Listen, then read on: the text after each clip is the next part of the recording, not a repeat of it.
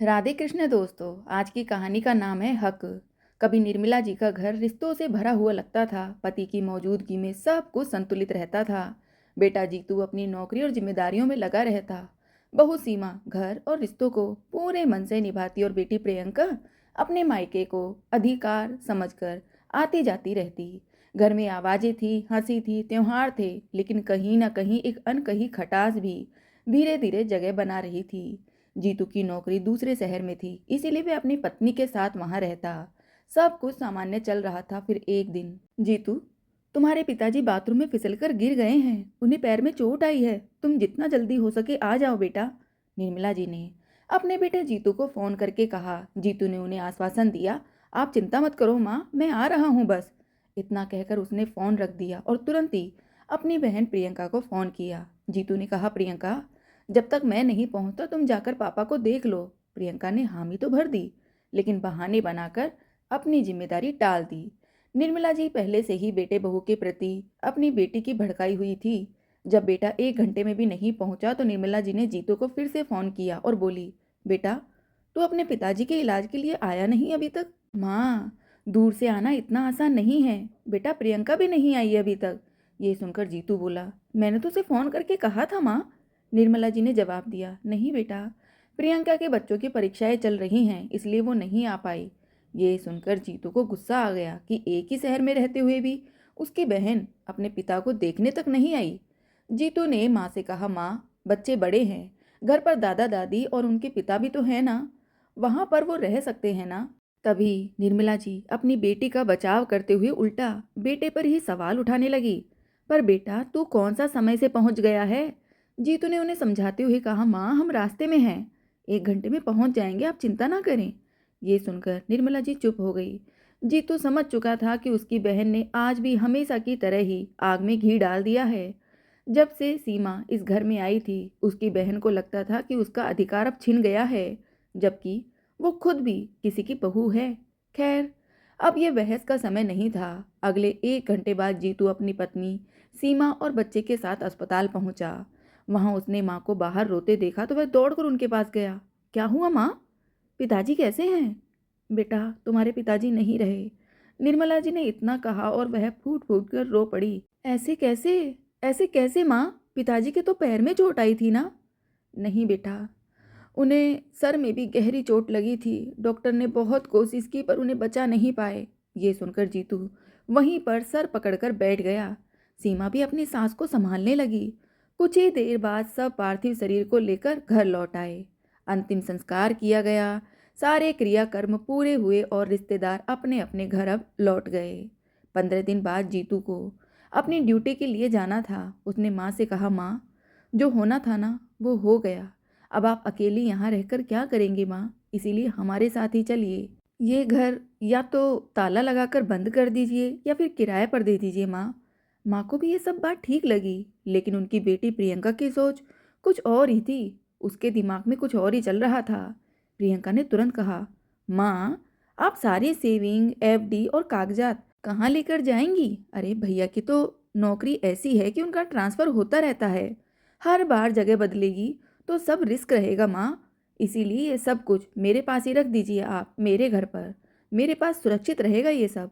ये सुनकर जीतू और सीमा को प्रियंका की नीयत साफ समझ में आ रही थी, लेकिन माँ की लाडली बेटी होने के कारण निर्मला जी उस पर शक ही नहीं कर सकी। उन्होंने कहा, हाँ बेटा, तू सही कह रही है, मैं सब तेरे पास ही रख देती हूँ। तभी जीतू ने हिम्मत जुटाकर कहा, माँ, जब बैंक लॉकर जैसी सुरक्षित सुविधा है तो फिर किसी पर बोझ क्यों डालना भला?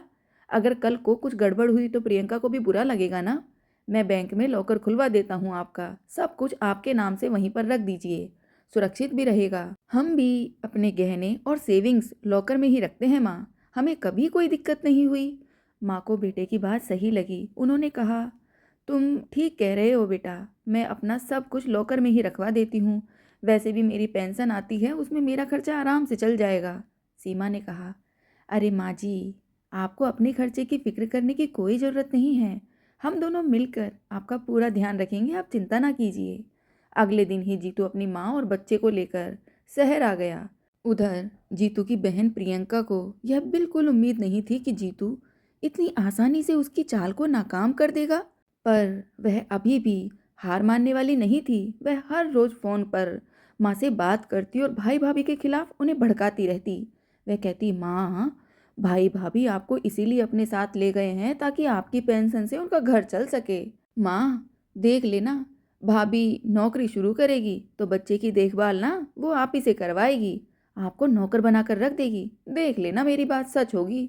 लगातार इन बातों से निर्मला जी के मन में भी शक के बीज बढ़ने लगे अब, जबकि असलियत ये थी कि बेटा और बहू माँ को पूरी इज्जत और आराम दे रहे थे। 2 महीने में ही प्रियंका ने धीरे धीरे उनके मन में ये सब भर दिया कि बेटे बहू अपने बच्चे की देखभाल के लिए ही उन्हें यहाँ लेकर आए हैं। अगर उनके पास पैसे ना होते तो शायद वे उन्हें अकेला ही छोड़ देते। निर्मला जी ने निश्चय कर लिया कि अब वे अपने घर ही जाकर रहेगी। अगले ही दिन उन्होंने बेटे से कहा, बेटा, अभी मैं इतनी बूढ़ी नहीं हुई कि अकेली न रह सकूं। जब लगेगा कि अब मेरा अकेले रहना संभव नहीं है, तब तुम्हारे पास आ जाऊंगी। जीतू और सीमा ने बहुत समझाया, लेकिन निर्मला जी नहीं मानी। तब वे समझ गए कि माँ प्रियंका की बातों से प्रभावित हो चुकी है, अब वो किसी की नहीं सुनेंगी। इसीलिए वह कुछ न कर सके। वो अगले ही दिन माँ को उनके घर छोड़कर चले गए। यह देखकर प्रियंका बहुत खुश हुई, क्योंकि उसकी चाल पूरी तरह सफल हो चुकी थी। वह बच्चों समेत माँ के साथ रहने आ गई। अब निर्मला जी अपने घर पर, और धीरे धीरे प्रियंका ने अपना स्वार्थ दिखाना अब शुरू कर दिया। उसने निर्मला जी से कहा, माँ, आपकी पेंशन तो आती ही है और आपके खर्च भी खास नहीं है कुछ। मेरी बेटी को नए स्कूल और कोचिंग में डालना है, फीस बहुत ज़्यादा है। माँ, आप घर का एक फ्लोर किराए पर दे दीजिए ना, और किराया मुझे दे दीजिए, मेरा भी बोझ थोड़ा हल्का हो जाएगा। आखिर इस प्रॉपर्टी पर मेरा भी तो हक है ना माँ। बेटी के प्यार में अंधी निर्मला जी ने ये बात मान ली। उन्होंने घर का एक हिस्सा किराए पर दे दिया और हर महीने 10,000 रुपये अपनी बेटी को देने लगी। जब जीतू और सीमा छुट्टियों में माँ के पास आए तो किराएदार को देखकर हैरान रह गए वो। उन्होंने पूछा तो माँ ने कहा, बेटा, मैं अकेली थी, घर खाली पड़ा था, इसीलिए किराए पर दे दिया। किराया प्रियंका को दे देती हूँ, किराएदार रहने से मेरा भी मन लगा रहता है और प्रियंका की बेटी की पढ़ाई में भी मदद हो जाती है।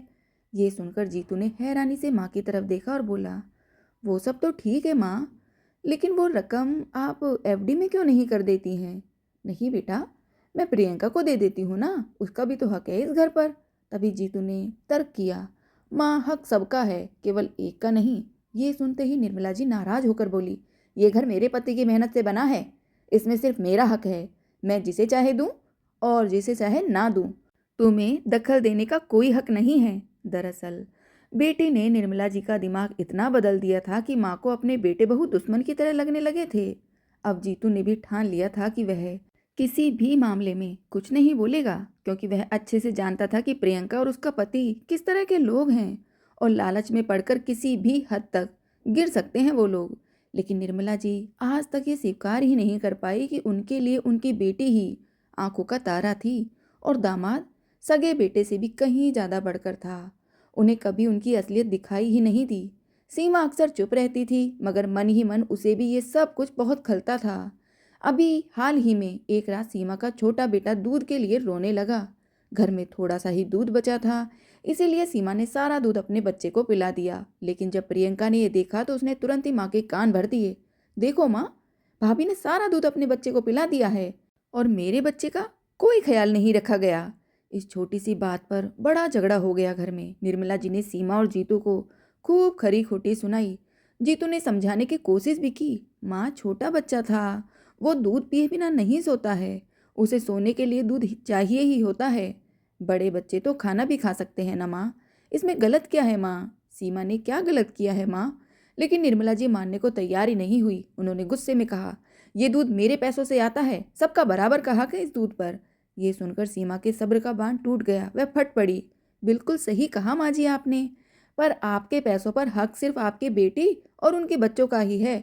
मेरे पति और मेरे बच्चों का कोई हक नहीं है। हमारे हिस्से में तो सिर्फ ताने और बेइज्जती ही आती है। अच्छा है कि मेरा पति कमाता है, हमें किसी पर बोझ बनने की जरूरत नहीं है। लेकिन माँ जी, आज आपने हद पार कर दी है। जब सारे हक आपने अपनी बेटी को ही दिए हैं तो अब सारे फर्ज भी वही निभाएगी।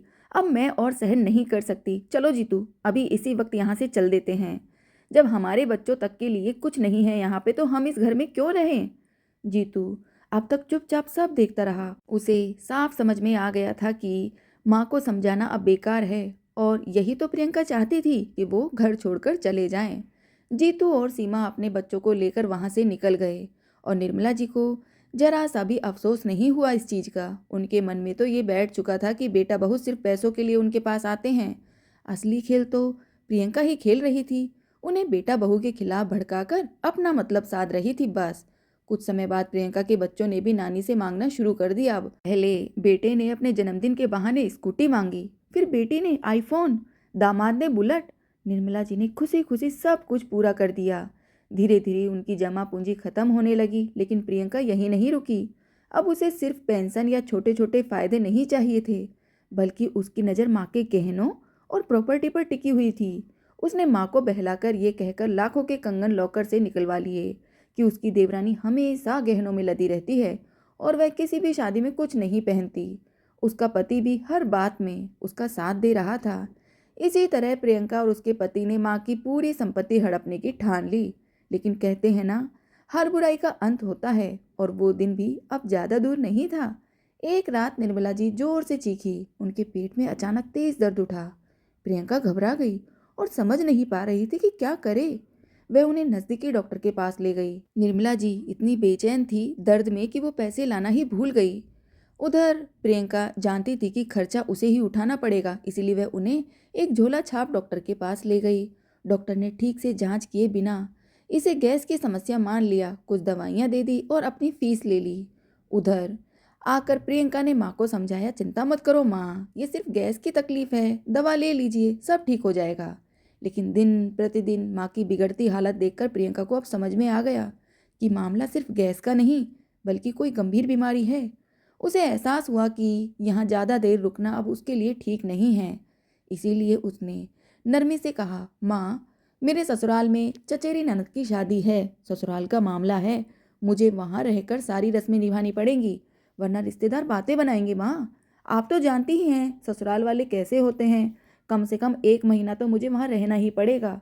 ये सुनकर निर्मला जी उदास होकर कहने लगी, अरे बेटी, तू मुझे अकेला छोड़कर कहाँ जाएगी? मेरी तबीयत पहले से ही ठीक नहीं है, ऊपर से तू भी चली जाएगी तो मैं अकेले कैसे रहूंगी? तभी प्रियंका ने साफ लहजे में कहा, माँ, मैं यहाँ रहकर सारी रस्में कैसे निभा पाऊंगी? अगर ससुराल नहीं गई तो लोग बातें बनाएंगे। वैसे भी तुम्हारी देखभाल की जिम्मेदारी तो तुम्हारे बेटे बहू की है ना, तुम बहू को बुला लो, यही उसका कर्तव्य है, वह तुम्हारा इलाज करवाएं। मैं तो आखिरकार बेटी हूं ना माँ, और समाज बेटी से उतनी उम्मीद नहीं रखता जितनी बेटे बहू से रखता है। इतना कहकर प्रियंका बिना माँ की तरफ देखे अपना सामान पैक करने लगी और अगले 1 घंटे में बच्चों को लेकर वहां से चली गई। निर्मला जी अपनी बेटी को जाते हुए एकटक देखते रही।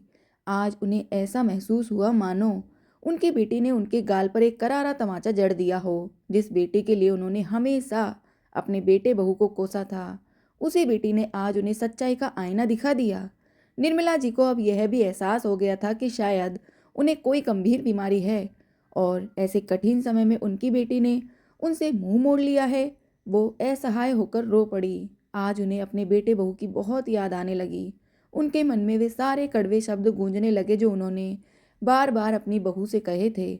आज उन्हें अपनी गलतियां साफ नजर आने लगी। उन्हें लगने लगा कि लोग अक्सर बेटे और बहू को ही दोषी मानते हैं, क्योंकि वे बहू को कभी अपना नहीं पाते, जबकि बेटी को हमेशा अपना मानकर आंख मूंद कर भरोसा करते हैं। और वहीं बेटी मुसीबत के समय सबसे पहले साथ छोड़ देती है। शादी के बाद हर लड़की अपने मायके से ज़्यादा ससुराल को प्राथमिकता देती है, क्योंकि वही उसका नया घर होता है। ये स्वाभाविक भी है और सही भी। लेकिन अगर बहू अपने मायके से ऊपर ससुराल को रख सकती है, तो फिर माता पिता बहू को बेटी से ऊपर क्यों नहीं रख पाते? क्यों उसे उतना महत्व नहीं दे पाते? यही वजह है कि रिश्तों में खटास आ जाती है और रिश्ते टूट जाते हैं। निर्मला जी इन सभी विचारों में डूबी हुई थी। उधर प्रियंका को भी समझ में आने लगा था कि माँ की तबीयत अगर ज़्यादा बिगड़ गई तो हाथ में आया हुआ खजाना उसे छिन जाएगा, लेकिन अगर माँ सही हो गई तो वह उन्हें अपने कब्जे में आसानी से ले लेगी। यही सोचकर उसने खुद ही जीतू को फ़ोन लगाया और बोली, माँ की तबीयत ठीक नहीं है जीतू, उनके पेट में बहुत तेज़ दर्द उठ रहा है लगातार, उन्हें तुरंत किसी अच्छे डॉक्टर को दिखाना जरूरी है। यहाँ छोटे शहर में ठीक ठाक सुविधा नहीं है। मैंने बहुत सारे डॉक्टरों को दिखाया है, पर अब यहाँ छोटा शहर है, इसीलिए यहाँ इलाज नहीं करवा पाई। बेहतर होगा कि तुम आकर उन्हें अपने साथ ले जाओ। वैसे भी बेटा होने के नाते ये तुम्हारी ही जिम्मेदारी बनती है। इस पर जीतू ने ताने भरे लहजे में जवाब दिया, हाँ हाँ, जिम्मेदारी तो सारी मेरी ही है, तुम्हें तो बस हक चाहिए। खैर, मेरी माँ है, मैं उनका ख्याल रखूंगा ही। लेकिन ये बात कहो कि इस शहर में इलाज हो ही नहीं सकता, ये गलत है। साफ साफ कहो कि तुम अपनी जिम्मेदारी से बचना चाहती हो। प्रियंका ने लापरवाही से कहा, तुम जैसा समझो वैसा समझ लो, मुझे कोई फर्क नहीं पड़ता। इतना कहकर उसने फ़ोन काट दिया। जीतू ने तुरंत माँ को फ़ोन लगाया और बोला, माँ, आपकी तबीयत ठीक नहीं है क्या? क्या हुआ है? आपने हमें बताया क्यों नहीं? मैं कल ही आ रहा हूँ।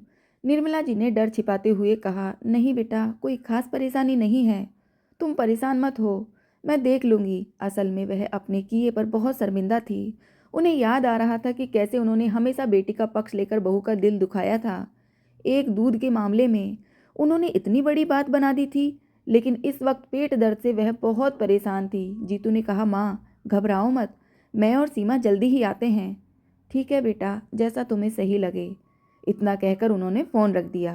फ़ोन काटते ही जीतू और सीमा आने की तैयारी करने लगे। उधर निर्मला जी को एकाएक अपने पति की वो बातें याद आने लगी जो वे अक्सर कहा करते थे, निर्मला, तुम अपनी बेटी से बहुत जुड़ी हुई हो, बेटे बहू के प्रति तुम्हारी निकटता उतनी नहीं रही। दरअसल तुम बहू को अपने प्यारे बेटे की ज़िंदगी में स्वीकार ही नहीं कर पाई हो, क्योंकि जीतू ने लव मैरिज की थी। अब चाहे उसने लव मैरिज ही की हो, लेकिन वो तुम्हारे घर की बहू है। निर्मला, यही जीवन की सच्चाई है। हर बेटे की ज़िंदगी में उसकी पत्नी आती ही है, चाहे वो लव मैरिज करके आए या माँ बाप के द्वारा करवाई जाए। जैसे तुम मेरी ज़िंदगी में आई थी, क्या तब तुमने मेरे माता पिता का बुरा चाहा था क्या? नहीं ना, बिल्कुल नहीं ना। वैसे ही सीमा भी हमारा बुरा नहीं चाहती, वो बहुत अच्छी लड़की है। शादी से पहले भी जीतू ने हमें उससे मिलवाया था, वो हमें पसंद आई थी। पर पता नहीं तुम्हें उसमें क्यों कमी नज़र आती है। अब सारी बातें भुलाओ और अपनी बहू को अपना लो, क्योंकि वो इस घर की बहू है और हमारे घर की इकलौती बहू है। मेरी बात ध्यान रखना निर्मला, जब मैं नहीं रहूँगा ना, तब प्रियंका और उसका पति तुम्हें बहलाकर बेटे बहू से दूर कर देंगे। तुम दिल से सोचोगी, जबकि मैं हमेशा दिमाग से सोचता आया हूँ। मेरी बात पर यकीन करना। हाँ, मुझे पता है प्रियंका मेरी बेटी है, इसमें कोई बुराई नहीं है। लेकिन मैंने देखा है कि शादी के बाद वह बहुत बदल गई है, वह स्वार्थी हो चुकी है। उसका पति चालाक किस्म का है और उसने हमारी प्रियंका को भी अपने जैसा ही बना दिया है। मैंने कई बार गौर किया कि प्रियंका अपने फ़ायदे के लिए तुम्हें बेटे और बहू के खिलाफ भड़काती रहती है और तुम उसकी बातों में आ जाती हो। तुम्हें नहीं पता कि हमारे बेटे बहू सच में लाखों में एक हैं। ऐसे बेटे बहू किस्मत से मिलते हैं निर्मला। मैंने अपनी सारी मेहनत की कमाई का इंतजाम इस तरह किया है कि अगर हम दोनों में से किसी एक को कुछ भी हो जाए तो सारी संपत्ति और बचत अपने आप तुम्हारे नाम हो जाएगी। लेकिन उसका प्रयोग सोच समझ कर करना होगा तुमको। हाँ, बेटी का भी हक होता है, मैं मानता हूँ, लेकिन बेटे और बहू का फर्ज भी कम नहीं होता निर्मला। उन्होंने जो फर्ज निभाया है ना, उतना हक भी उनका बनता है। हमने अपनी बेटी की शादी में उसे सब कुछ दिया है, उसकी शादी अच्छे घर में की, उस पर पानी की तरह पैसा बहाया है। इसीलिए बेटे का हक छीनकर बेटी को कभी मत देना। मुझे भरोसा है कि तुम मेरी इन बातों को दिल से समझोगी और सही फैसला भी लोगी। बेटी को हर त्योहार पर देना बनता है, ये उसका हक भी है। अपने पति की बातें याद करके निर्मला जी की आंखें भर आई। वो सोचने लगी, क्या उन्हें पहले से ही अंदेशा हो गया था कि आगे ऐसा कुछ होने वाला है, या फिर वे मेरी कमजोरी को भली भांति समझते थे। इन्हीं सवालों के बीच निर्मला जी एक एक कर अपनी पुरानी भूलों को याद करने लगी। अगले ही दिन जीतू आ गया और निर्मला जी को सीधे शहर सबसे बड़े अस्पताल ले गया। वहाँ उनका पूरा चेकअप कराया गया। रिपोर्ट देखकर डॉक्टर ने बताया कि निर्मला जी को पथरी है और उन्हें तुरंत ऑपरेशन कराना होगा, लेकिन पहले 50,000 रुपये जमा करवाने होंगे।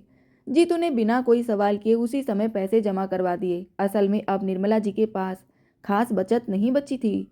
उन्होंने अपनी अधिकांश जमा पूंजी अपनी बेटी पर ही लुटा दी थी। आज निर्मला जी को गहरी चोट लगी थी कि जिस बेटे पर उन्होंने कभी खुलकर खर्च नहीं किया, एक एक रुपये बचाती रही, वही बेटा बिना कुछ सोचे उनके इलाज के लिए खड़ा था और बेटी अपने पैसे बचाने के लिए उन्हें अच्छे डॉक्टर के पास तक नहीं ले गई। और जिस बहू बेटे को उन्होंने हमेशा ताने मारे थे, वही आज सबसे पहले उनके साथ खड़े हुए थे। खैर, अगले दिन ऑपरेशन का समय तय हो गया। सीमा का छोटा सा बच्चा होने के कारण उसे अस्पताल में रुकने की इजाज़त नहीं थी। ऐसे में निर्मला जी ने प्रियंका को फ़ोन किया, बेटी, सीमा अस्पताल में नहीं ठहर पाएगी, उसका बच्चा छोटा है, इसलिए तुम आ जाओ। सिर्फ एक ही दिन की बात है। लेकिन प्रियंका ने इसमें भी साफ मना कर दिया। अरे माँ, ये आप कैसी बातें कर रही हैं? मैं अस्पताल में कैसे रह सकती हूँ भला? मुझे तो वहाँ की गंध से ही उल्टी आने लगती है, और वैसे भी ये जिम्मेदारी तो आपकी बहू की है, वही निभाएगी। पास में ही तो उसका मायका है ना, एक दिन की ही तो बात है, बच्चा उसकी माँ संभाल लेगी। इतना कहकर प्रियंका ने फोन रख दिया। निर्मला जी की आंखों में पश्चाताप के आंसू छलक पड़े। उन्हें लगा कि जिस बेटी के हक की बातें सुन सुनकर उनके कान पक गए थे, वही बेटी आज माँ की जिम्मेदारी से पल्ला झाड़ रही है। जीतू ने पास आकर कहा, माँ परेशान मत होइए, मैं हूं ना, नर्स है, कोई दिक्कत नहीं होगी। अगले दिन ऑपरेशन सफलतापूर्वक हो गया। कुछ दिन बाद निर्मला जी घर आ गई।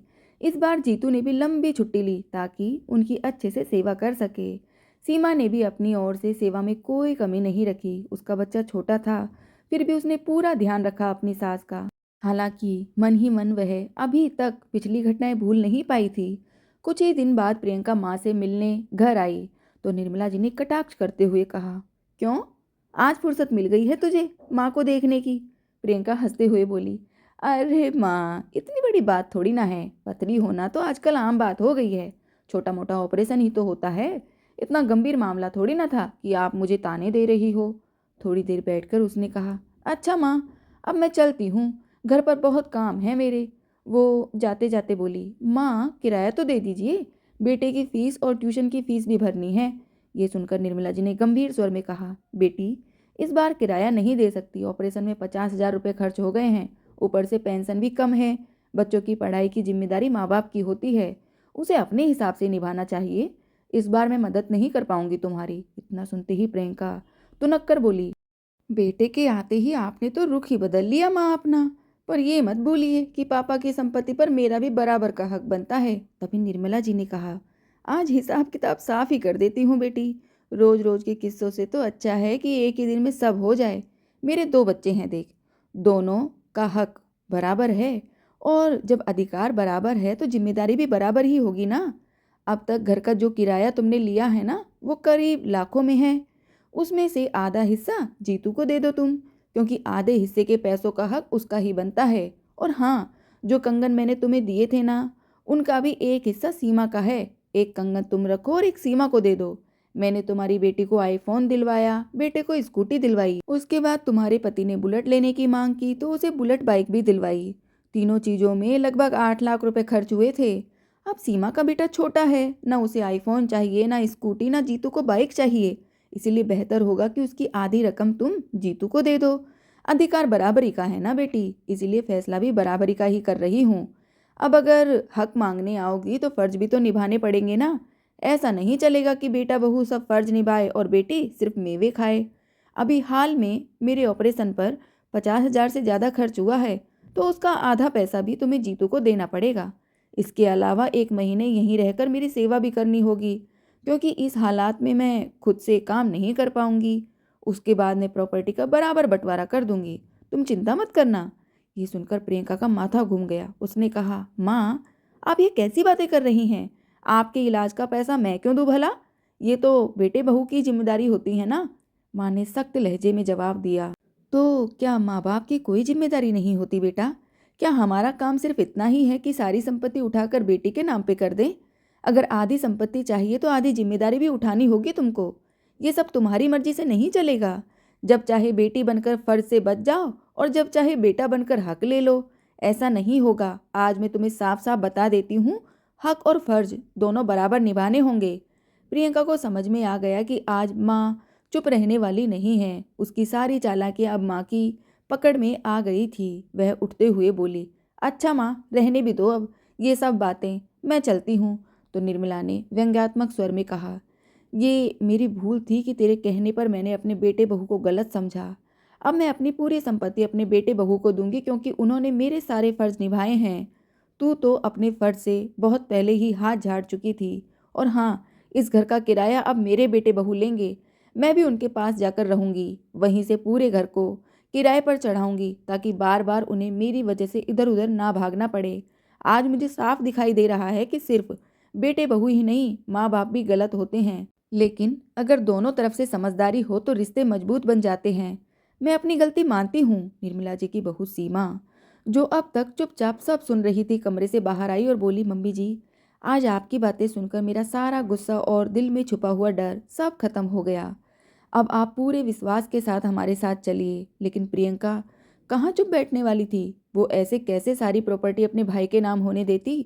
उसने जाकर अपने पति को सारी बातें बता दी। उसके पति ने एक नई चाल रचने की सोची। प्रियंका गुस्से और अपमान से भरी हुई सीधे अपने घर पहुंची। उसका चेहरा उतरा हुआ था, आंखों में जलन और मन में सिर्फ एक ही बात घूम रही थी, माँ ने ऐसा कैसे कह दिया, सारी संपत्ति भाई भाभी को, और मुझे यूं ही किनारे कर दिया। उसने घर में कदम रखते ही अपने पति को सारी बातें विस्तार से बता दी। एक एक शब्द में उसकी आवाज़ में जहर घुला हुआ था। प्रियंका के पति ने चुपचाप सब सुना। वह स्वभाव से चालाक और हिसाबी आदमी था। उसने बात खत्म होने दी, फिर कुर्सी से टिकते हुए गंभीर आवाज में बोला, देखो, रोने धोने से कुछ नहीं होगा। तुम्हारी माँ भावनाओं में बह गई है, लेकिन कानून भावनाओं से नहीं चलता, हक से चलता है। प्रियंका की आंखों में एक उम्मीद की चमक आ गई। मतलब, कहना क्या चाहते हो आप? उसने जल्दी से पूछा। पति ने धीमे स्वर में कहा, मतलब ये कि तुम्हारा पिता की संपत्ति में बराबर हक है। माँ चाहे जो कहे, बिना तुम्हारी सहमति के कुछ नहीं कर सकती वो। अगर जरूरत पड़ी तो हम लीगल नोटिस भेजेंगे उनको। पहले डर दिखाओ उन्हें, फिर समझौते की बात करेंगे। प्रियंका को जैसे नई ताकत मिल गई। हाँ, यही ठीक रहेगा, आप सही बोल रहे हो। बहुत हो गया, सबने मुझे हल्के में ले लिया है। वह दांत बींचते हुए बोली। उधर निर्मला जी बेटे बहू के साथ रहने के लिए तैयार हो चुकी थी। जीतू ने माँ का सामान समेटा। सीमा ने पूरे मन से उनकी दवाइयों और खाने पीने का ध्यान रखा। पहली बार निर्मला जी को एहसास हुआ कि सेवा सिर्फ खून के रिश्ते से नहीं, दिल से होती है। लेकिन मन के किसी कोने में उन्हें अंदेशा था, प्रियंका इतनी आसानी से हार मानने वाली नहीं है। और उनका अंदेशा सही भी निकला। कुछ ही दिनों बाद एक दिन सुबह सुबह दरवाजे पर डाकिया आया। जीतू ने जैसे ही लिफाफा खोला, उसका चेहरा सख्त हो गया। वह लीगल नोटिस था, संपत्ति में हिस्सेदारी को लेकर। सीमा ने घबराकर पूछा, क्या हुआ जी?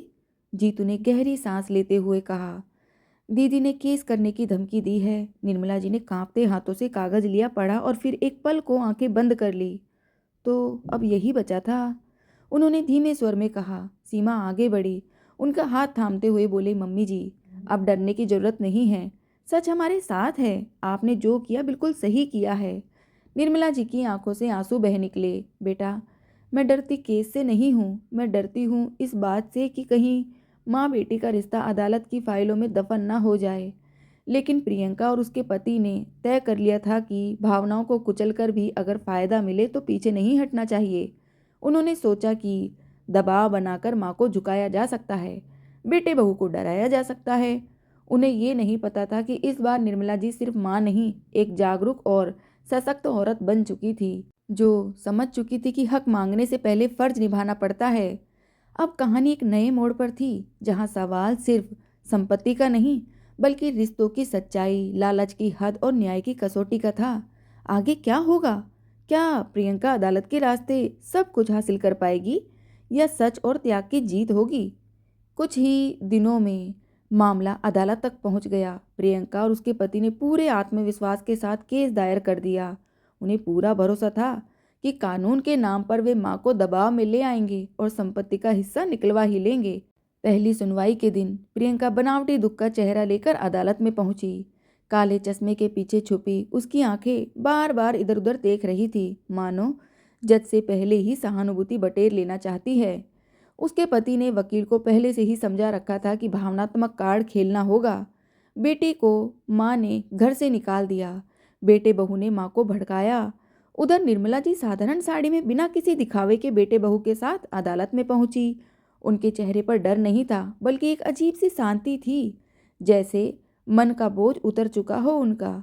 सीमा ने चुपचाप उनका हाथ थाम रखा था और जीतू हर पल माँ के पास खड़ा था। जब जज ने निर्मला जी से सवाल किया, क्या आप अपनी बेटी को संपत्ति से बेदखल करना चाहती हैं, तो पूरा कोर्ट रूम एकदम शांत हो गया। निर्मला जी ने धीरे धीरे खड़े होकर, माननीय न्यायाधीश महोदय, मैं अपनी बेटी को बेदखल नहीं कर रही। मैं सिर्फ ये कह रही हूँ कि जिस अधिकार की बात की जाती है ना, उसके साथ जिम्मेदारी भी जुड़ी होती है। उन्होंने एक एक बात पूरे विस्तार से बताई। कैसे बीमारी में बेटी ने मुंह मोड़ लिया, कैसे बेटे बहू ने बिना किसी अपेक्षा के सेवा की, कैसे सालों तक प्रियंका ने किराया, पैसे, गहने और महंगे सामान लिए, लेकिन जब फर्ज निभाने की बारी आई तो पीछे हट गई। जज ने गंभीर स्वर में पूछा, प्रियंका जी, क्या ये सच है कि आपने अपनी माँ की बीमारी में अस्पताल में रुकने से मना कर दिया था? प्रियंका हड़बड़ा गई। वो बस मेरी तबीयत, अस्पताल की गंध। जज ने बात काटते हुए कहा, लेकिन संपत्ति की गंध आपको कभी परेशान नहीं करती क्या? कोर्टरूम में हल्की सी सरसराहट फैल गई। इसके बाद सीमा को गवाह के तौर पर बुलाया गया। सीमा ने न कोई आरोप लगाया, न कोई शिकायत, बस इतना कहा, मैंने अपनी सास को माँ समझकर सेवा की है, क्योंकि उन्होंने ही मुझे ये घर दिया, सम्मान दिया। अगर फर्ज निभाना गलत है तो मैं हर गलती स्वीकार करने को तैयार हूँ। सीमा की बात सुनकर निर्मला जी की आंखें भर आई। उन्हें पहली बार लगा कि ईश्वर ने उनसे बेटी नहीं, लेकिन बेटी से भी बढ़कर बहू जरूर दी है। लंबी सुनवाई के बाद जज ने फैसला सुरक्षित कर लिया, लेकिन जाते जाते उन्होंने इतना जरूर कहा, रिश्ते अदालत में नहीं, दिल में जीते जाते हैं।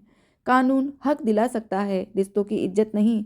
कुछ दिनों बाद फैसला आया। अदालत ने स्पष्ट कहा कि संपत्ति में अधिकार तभी मान्य होगा जब जिम्मेदारियों का निर्वहन भी समान रूप से किया जाता हो। प्रियंका को उसका वैधानिक हिस्सा तो मिला, लेकिन उन पैसों का समायोजन पहले से ही मिले लाभ और खर्चों के आधार पर किया गया। ये फैसला सुनते ही प्रियंका का चेहरा उतर गया। जिस जीत की उम्मीद में वह आई थी वह अधूरी रह गई। वह समझ चुकी थी कि लालच ने उसे माँ से भी दूर कर दिया। घर लौटकर निर्मला जी ने सबको पास बैठाया और शांत स्वर में कहा, आज अगर मैंने कुछ सीखा है तो यही कि बेटा हो या बेटी, जो साथ खड़ा हो वही अपना होता है। सीमा ने उनके पैर छुए, जीतू ने माँ के कंधे पर हाथ रखा और प्रियंका, वह सब दूर खड़ी देखती रही। मन में पछतावा था, लेकिन अहंकार इतना बड़ा था कि माफ़ी शब्द बनकर भी बाहर नहीं आ सकता था। कहानी यहीं ख़त्म नहीं होती, क्योंकि कुछ रिश्ते टूट कर भी हमें जीना सिखा जाते हैं।